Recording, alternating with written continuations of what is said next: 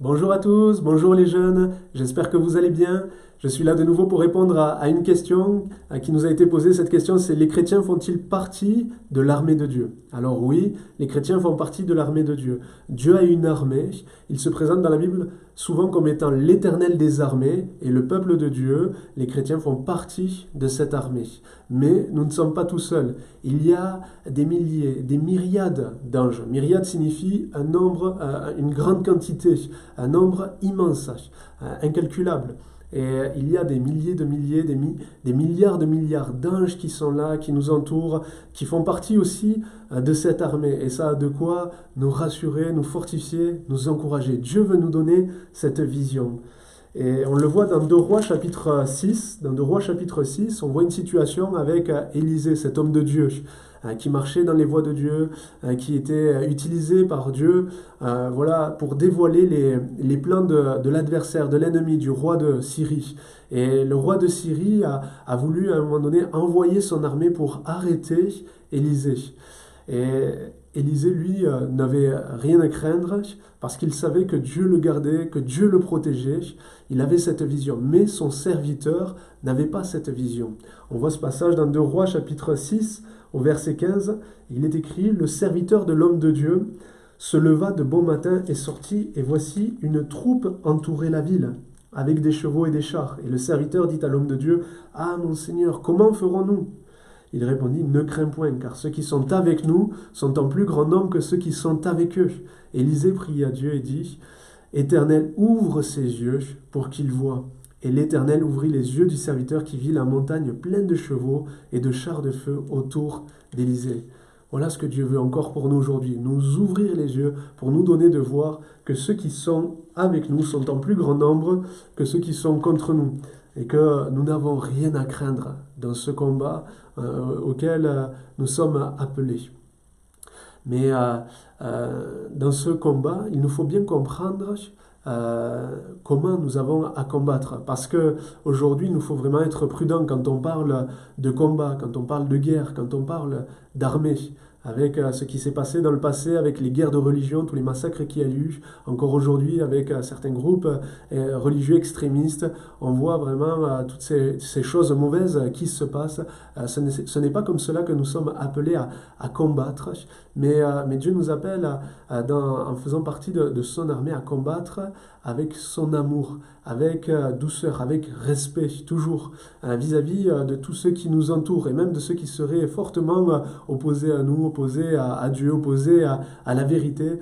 Nous n'avons à forcer personne, nous ne sommes pas là pour imposer notre foi, mais pour simplement la partager.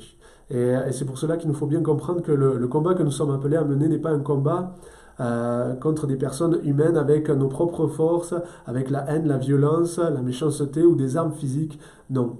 Dieu nous a donné des armes, et ces armes, elles sont spirituelles. Je parlais de l'amour, du respect, de la douceur, mais il y a ces armes qui nous sont données aussi dans Éphésiens chapitre 6, verset 10, où il est écrit: « Au reste, fortifiez-vous dans le Seigneur, et par sa force toute puissante, revêtez-vous de toutes les armes de Dieu, afin de pouvoir tenir ferme contre les ruses du diable.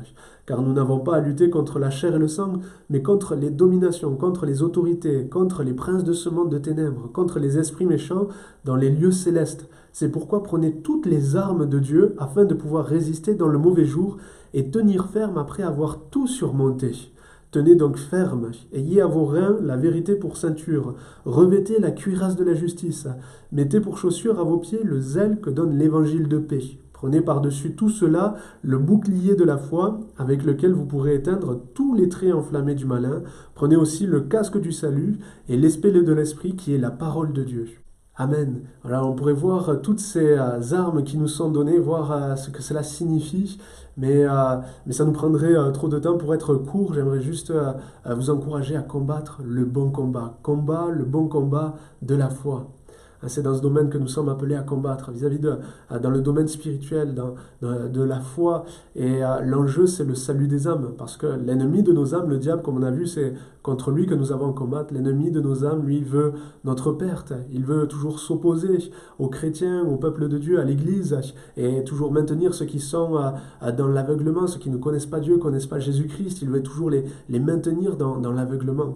Et nous avons à combattre le bon combat de la foi pour le salut des âmes, pour que ceux qui ne connaissent pas Dieu, ceux qui ne connaissent pas Jésus-Christ puissent le rencontrer.